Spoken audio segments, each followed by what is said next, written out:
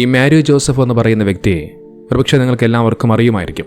Social media ഒക്കെ ഉപയോഗിക്കുന്നവർക്ക് ഒരുപക്ഷെ ഈ ഒരു വ്യക്തിയെ അറിയാതിരിക്കാൻ സാധ്യതയില്ല. ഈ മാരിയോ ജോസഫും അദ്ദേഹത്തിൻ്റെ ഭാര്യ ജിജി ജോസഫും സമൂഹ മാധ്യമങ്ങളിലൂടെ ഒരുപാട് വീഡിയോസുകൾ ചെയ്തുകൊണ്ട് ശ്രദ്ധിക്കപ്പെട്ടവരാണ്. ഇവർ അധികവും ചെയ്യുന്നത് മോട്ടിവേഷണൽ സ്പീച്ചുകളാണ്. അതോടൊപ്പം കൗൺസിലിംഗ് വിഷയങ്ങളും, കുടുംബ ബന്ധങ്ങളെ എങ്ങനെ നല്ല രീതിയിൽ മുന്നോട്ട് കൊണ്ടുപോകാം, കുടുംബ പ്രശ്നങ്ങളെ എങ്ങനെ പരിഹരിക്കാം എന്നുള്ള തരത്തിലൊക്കെ വീഡിയോസുകളുമായി വരുന്ന ദമ്പതികളാണ് ഇവരൊക്കെ. പുറമേ നിന്ന് കാണുമ്പോൾ നല്ല ഭാര്യയും ഭർത്താവുമാണ്. നല്ല മോട്ടിവേഷണൽ സ്പീച്ചുകളൊക്കെ നൽകുന്നുണ്ട്. കുടുംബത്തിലുണ്ടാകുന്ന പ്രശ്നങ്ങളെ എങ്ങനെ പരിഹരിക്കാമെന്ന് നല്ല സന്ദേശങ്ങൾ നൽകുന്നുണ്ട്. പക്ഷേ സ്വന്തം ജീവിതം വന്നപ്പോൾ ഇതൊന്നും കാണുന്നില്ല എന്നുള്ളതാണ്. അതായത് മാരിയോ ജോസഫുമായി ബന്ധപ്പെട്ടുകൊണ്ട് ഇപ്പോഴൊരു വാർത്ത പുറത്തു വന്നിരിക്കുകയാണ്. ഞാൻ ഈ ഒരു വാർത്ത ആദ്യം കാണുന്നത് കർമ്മ ന്യൂസ് ചാനലിലാണ്. അതിലവർ കൊടുത്തിരുന്ന വാർത്ത ഇങ്ങനെയാണ്: മോട്ടിവേഷണൽ സ്പീക്കർ മാരിയോ ജോസഫിനെതിരെ കേസ്. ഭാര്യ ജിജിയെ TV ബോക്സിന് തലക്കടിച്ചു, കടിച്ചു, മുടിക്കുത്ത് വലിച്ചഴിച്ചു. ഇതായിരുന്നു ആ വാർത്ത. ഇപ്പോൾ സ്വാഭാവികമെന്നോണം ഞാൻ ആദ്യം അത് വിശ്വസിച്ചിരുന്നില്ല. കാരണം കർമ്മ ന്യൂസിൽ വരുന്ന പല വാർത്തകളുടെയും നിജസ്ഥിതി എത്രത്തോളമാണ് എന്നുള്ളത് നമുക്കെല്ലാവർക്കും വ്യക്തമാണ്. ഞാൻ വിചാരിച്ചൊന്ന് വെയിറ്റ് ചെയ്യാം, കാരണം ഇതിൻ്റെ സത്യാവസ്ഥ എന്തായാലും പുറത്തു വരും. ഏതാനും കുറച്ച് മണിക്കൂറുകൾക്ക് ശേഷം ഏഷ്യാനെറ്റ് ന്യൂസ് അടക്കമുള്ള കേരളത്തിലെ പല പത്രവാർത്താ മാധ്യമങ്ങളും ഈ വാർത്ത റിപ്പോർട്ട് ചെയ്തു.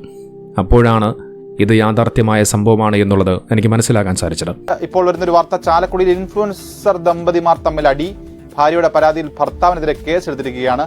ഫിലോ കാലിയ ഫൗണ്ടേഷൻ നടത്തിപ്പുകാരായ ജിജി മാരായും ഭർത്താവ് മാരിയോ ജോസഫും തമ്മിലെ കുടുംബ തർക്കം പറഞ്ഞു തീർക്കുന്നതിനിടെയാണ് അടിപിടി ഉണ്ടായതെന്നാണ് പുറത്തുവരുന്ന വിവരങ്ങൾ. മാരിയോ ജോസഫ് ഭാര്യയായിട്ടുള്ള ജിജി ജോസഫിനെ തലക്കടിക്കുകയാണ്, അതും TV ബോക്സ് കൊണ്ട്. കൈകൾ കടിച്ചുപറിച്ചു, മുടിക്കുത്തിന് പിടിച്ചു വലിച്ചു, ദേഹോപദ്രവം ഏൽപ്പിച്ചു എന്നുള്ളതാണ് ജിജി മാരിയോ ചാലക്കുടി പോലീസ് നൽകിയ പരാതി. ഈ പരാതിക്കെതിരെ കേസെടുക്കുകയും ചെയ്തു. നോക്കിതാണ് ഞാൻ പലപ്പോഴും പറഞ്ഞു വെക്കാറുള്ളത്, ഈ റീൽസ് ലൈഫും റിയൽ ലൈഫും തമ്മിൽ ഒരുപാട് വ്യത്യാസങ്ങളുണ്ട് എന്ന്. ഇതാദ്യമായിട്ടൊന്നുമല്ല, ഇതിനു മുമ്പും തെളിയിക്കപ്പെട്ടിട്ടുള്ള കാര്യമാണ്.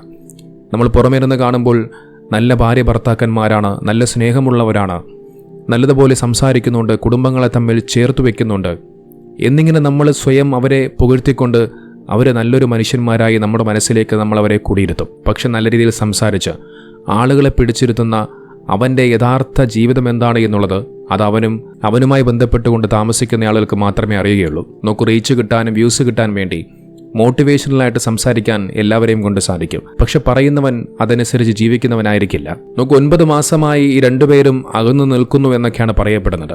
അതിനുശേഷം ഈ മാരിയോ ജോസഫിനെ കാണാനെത്തിയ ആ സ്ത്രീയെ അക്രമാസക്തനായിക്കൊണ്ട് ഇയാൾ മർദ്ദിക്കുമെന്നുള്ളതാണ് റിപ്പോർട്ടിൽ പറയുന്നത്. മാത്രമല്ല 70,000 രൂപയുടെ മൊബൈൽ ഫോൺ പൊട്ടിച്ചുവെന്നും പറയപ്പെടുന്നു. ഇതിന് പിന്നാലെയാണ് മാരിയോ ജോസഫിനെതിരെ ജിജി മാരിയോ ചാലക്കുടി പോലീസ് സ്റ്റേഷനിൽ പരാതി കൊടുത്തത്. നോക്കി, മാരിയോ ജോസഫ് എന്ന് പറയുന്നവൻ ഇസ്ലാം മതം വിട്ടുകൊണ്ട് ക്രിസ്ത്യൻ മതത്തിലേക്ക് പോയി എന്ന് പറയപ്പെടുന്ന വ്യക്തിയാണ്. ഇയാൾ തന്നെ പലപ്പോഴായി അത് പറഞ്ഞു വെക്കുന്നുണ്ട്. ഞാൻ സുലൈമാനായിരുന്നു, ഞാനൊരു മുസ്ലിമായിരുന്നു, അതിനുശേഷം ഞാൻ ക്രിസ്ത്യാനിയായതാണ് എന്ന് പലപ്പോഴും പറഞ്ഞു വെക്കുന്നുണ്ട്. എന്നിട്ട് മാരിയോ ജോസഫ് എന്ന പേര് സ്വീകരിക്കുകയും ചെയ്തു. അതിനുശേഷം ജിജി മാരിയോ എന്ന് പറയുന്ന ക്രിസ്തുമത വിശ്വാസിയായ ഒരു സ്ത്രീയെ വിവാഹം കഴിക്കുകയും ചെയ്യുന്നു. അതിനുശേഷം ഇയാൾ നടത്തുന്ന പല പ്രസംഗങ്ങളിലും ഇദ്ദേഹം പലപ്പോഴായി ഇസ്ലാമുമായി ബന്ധപ്പെട്ട വിഷയങ്ങളെക്കുറിച്ച് പലപ്പോഴും പറഞ്ഞു വയ്ക്കാറുണ്ട്. കാരണം പറയുന്ന കാര്യങ്ങൾ ശ്രദ്ധിക്കപ്പെടാൻ വേണ്ടിയുള്ളതാണ് എന്ന് നമുക്കെല്ലാവർക്കും അറിയാം. ഒരു മതത്തിൽ നിന്നും മറ്റൊരു മതത്തിലേക്ക് പോകുന്നവന്, പ്രത്യേകിച്ച് ഇസ്ലാം മതം വിട്ടുകൊണ്ടുപോയ ഒരുത്തനാണത് സംസാരിക്കുന്നത് എങ്കിൽ അത് കേൾക്കാൻ 100 കണക്കിന് ആളുകളുണ്ടാവും. അങ്ങനെ നിരന്തരമായി തന്റെ പ്രസംഗങ്ങളിൽ ഇസ്ലാമിനെക്കുറിച്ചും മുസ്ലിമീങ്ങളെക്കുറിച്ചും പറഞ്ഞു വെച്ചപ്പോൾ സമൂഹ മാധ്യമങ്ങളിലൂടെ മാരിയോ ജോസഫ് ശ്രദ്ധേയനായി മാറി. അത്തരത്തിൽ മുസ്ലിമീങ്ങളെക്കുറിച്ച് പലപ്പോഴും പരാമർശിച്ചപ്പോൾ കാസടക്കമുള്ള ക്രിസംഖ്യക്കൂട്ടങ്ങൾ മാരിയോ ജോസഫിനെതിരെ തിരിഞ്ഞു. മാരിയോ ജോസഫ് ജിഹാദിയാണെന്നടക്കമുള്ള പല പരാമർശങ്ങളുമുണ്ടായി. അതായത് ചുരുക്കി പറഞ്ഞാൽ ആ സമുദായത്തിൽ നിന്നുകൊണ്ട് തന്നെ പലപ്പോഴായി പല രീതിയിലുള്ള വിമർശനങ്ങൾക്ക് മാരിയോ ജോസഫ് വിധേയനായി മാറി. എന്നിട്ടും മാരിയോ ജോസഫ് അവിടെ അവസാനിപ്പിച്ചില്ല. സുവിശേഷ പ്രസംഗങ്ങളുമായി രംഗത്ത് വന്നു. കൂടെ തന്റെ ഭാര്യയായ ജിജി മാരിയോ ഉണ്ട്. സുവിശേഷ പ്രസംഗങ്ങളെക്കാൾ ഉപരി കൗൺസിലിംഗ് വീഡിയോസുകളും കുടുംബ ബന്ധങ്ങളുമായി ബന്ധപ്പെട്ട വീഡിയോസുകളും കുടുംബ ബന്ധങ്ങളെ എങ്ങനെ ചേർക്കാമടക്കമുള്ള വീഡിയോസുകളുമായി രംഗത്ത് വരികയാണ്. പിന്നീട് ഫിലോ കാലിയ എന്ന് പറയുന്ന ഒരു ചാരിറ്റി സംഘടനയൊക്കെ രൂപീകരിക്കുകയാണ്. അതുമായി ബന്ധപ്പെട്ടുകൊണ്ട് ചാരിറ്റി സംഘടനകൾ മറ്റുമൊക്കെയായി മുന്നോട്ട് പോയിക്കൊണ്ടിരിക്കുന്ന സമയത്താണ് ഈ ഫിലോ കാലിയ എന്ന് പറയുന്ന ഈ സ്ഥാപനവുമായി ബന്ധപ്പെട്ടുകൊണ്ടുള്ള അതിനെ തുടർന്നുണ്ടായ കുടുംബ പ്രശ്നത്തിലാണ് ഈ മാരിയോ ജോസഫ് തൻ്റെ ഭാര്യയെ അടിച്ചുവെന്നും കടിച്ചു മുറിച്ചുവെന്നടക്കമുള്ള മാരിയോ ജോസഫിനെതിരെ പരാതിയുമായി ഭാര്യ രംഗത്തെത്തിയത്. നോക്കൂ, കാലം കണക്ക് ചോദിക്കാതെ ഒരിക്കലും കടന്നുപോകില്ല.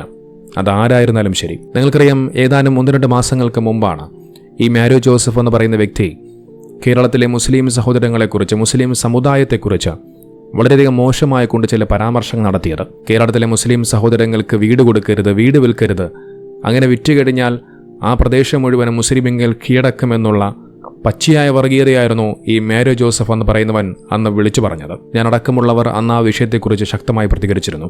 ഈ ഇടവകയുടെ പരിസരത്ത് ഒരു 5-6 കിലോമീറ്റർ ചുറ്റും പറഞ്ഞ ആ ഒരു സമുദായക്കാരൻ ഒരാൾ പോലും ഇല്ലെന്ന് വിചാരിക്കും. പക്ഷെ നിങ്ങളിൽ ഒരാൾ വീട് വെക്കാൻ നോക്കി മോഹവില കിട്ടിയപ്പോൾ ആ ഒരു സമുദായക്കാരന് നിങ്ങൾ വീട് കൊടുത്താൽ ഈ സമുദായക്കാരന് ഒരു പ്രശ്നമുണ്ട്. എന്താ പ്രശ്നം എന്നറിയോ?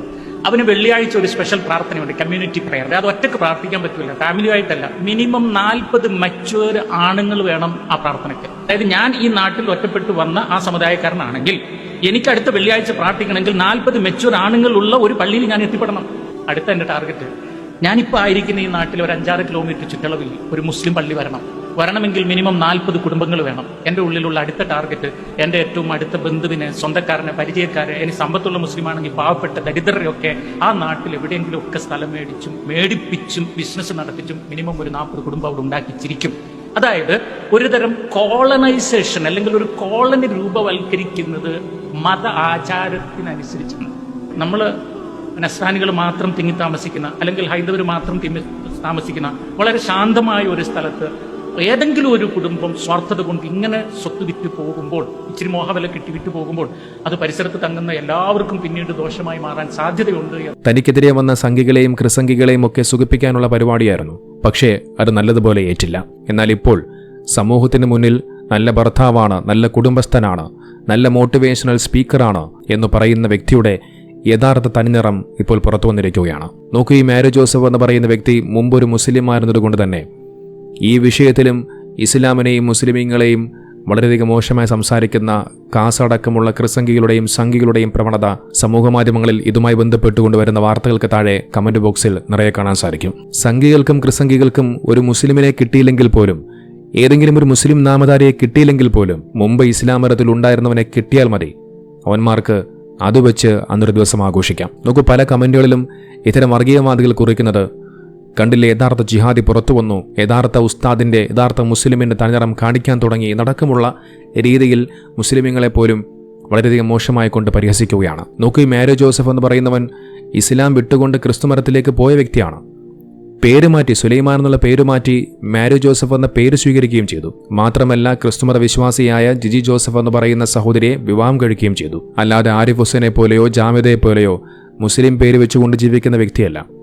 ഒരു ക്രിസ്ത്യാനിയായി ജീവിക്കുന്ന ആ വ്യക്തിയുടെ പഴയകാല മതം പിടിച്ച് അതിൽ പോലും ഒരു വർഗീയത ഉണ്ടാക്കാൻ ശ്രമിക്കുന്ന ഇത്തരം വർഗീയവാദികളോട് എന്തു മറുപടിയാണ് പറയേണ്ടത്? എന്തായാലും മാത്യു ജോസഫിന്റെ കാര്യത്തിൽ തീരുമാനമായി. കാലം അങ്ങനെയാണ്, കണക്ക് ചോദിക്കാതെ കടന്നു പോകില്ല.